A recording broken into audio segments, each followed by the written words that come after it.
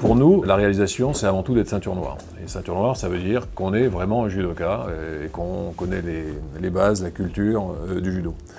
Et ces gens qui ont fait ces sports aiment se retrouver, tout simplement, quand on a une ceinture noire et puis qu'on se rend compte, que ce soit dans le monde du travail, que ce soit dans les loisirs, les ceintures noires se présentent toujours. C'est une culture, c'est une famille, on est toujours heureux de trouver une ceinture noire. Je suis très souvent en contact avec des journalistes, avec des chefs d'entreprise, etc. et qui disaient, bon, si on faisait un genre d'amical, si on pouvait se retrouver, ce serait quelque chose de vraiment qui nous ferait plaisir. Et puis même si on pouvait en plus aider le judo. Et donc l'idée comme ça a germé doucement, et petit à petit, on a pensé si on faisait simplement une amicale de ceux qui sont chefs d'entreprise, des VIP, et qui ont envie de se retrouver, de parler de judo, de faire des conférences, de faire partager leur expérience.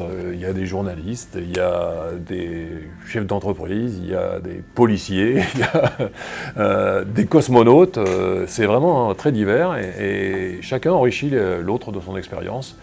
Et chacun, à chaque fois d'ailleurs, prend un plaisir à dire que le judo l'a aidé. Les membres du cercle sont des gens qui ont des valeurs, sont des gens qui, grâce à ces valeurs, je crois, ont réussi à la fois dans leur sport, mais aussi ont réussi professionnellement. Et donc ils mettent leur réussite au service des autres. Ça, c'était, je crois, un élément important. Et puis moi, ce qui m'a plu, je veux dire, dans les activités du cercle, c'est l'ouverture vers d'autres. C'est-à-dire que c'est la curiosité. C'est-à-dire que les membres du cercle sont constamment à la recherche de découvertes, d'idées nouvelles, d'inviter des gens qui ne sont pas de leur milieu.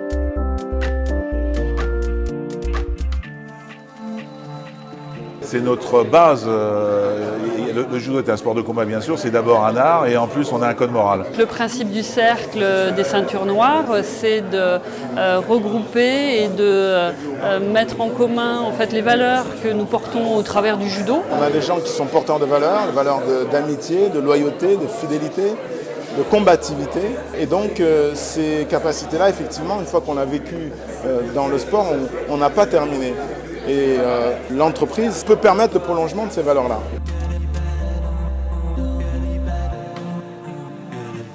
L'entraide, ça consiste à faire typiquement ce que propose Thierry Marx, d'aller dans les prisons ou dans les centres d'éducation fermée, détecter des jeunes à potentiel, motivés et essayer de les sortir de l'erreur dans laquelle ils se sont enfermés.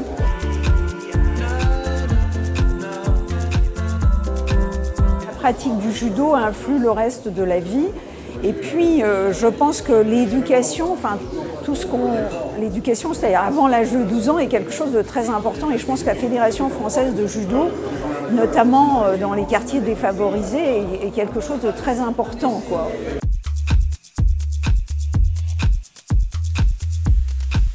Il y a un président de commission qui est nommé par le président fédéral et qui a pour but d'organiser des manifestations, soit des conférences, soit des manifestations beaucoup plus larges, mais on a préféré continuer à faire des conférences comme ça. On essaye de faire en sorte d'avoir des thèmes qui sont très différents, qui peuvent toucher tous les types de publics pour qu'on puisse profiter les uns les autres des connaissances et découvrir des mondes qu'on ne connaît pas forcément. Moi, ce qui m'a séduit aussi, c'est que le judo, on le dit toujours, hein, c'est le geste parfait.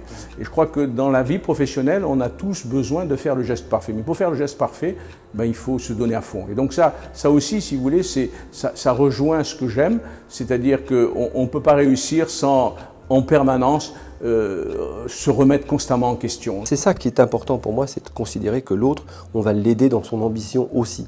Donc il nous aide à atteindre nos objectifs et en échange. On n'est pas dans simplement un échange numéraire en disant voilà votre salaire, vous m'avez aidé, maintenant taisez-vous. Qu'est-ce que je peux faire en échange de ça, plus que l'argent ?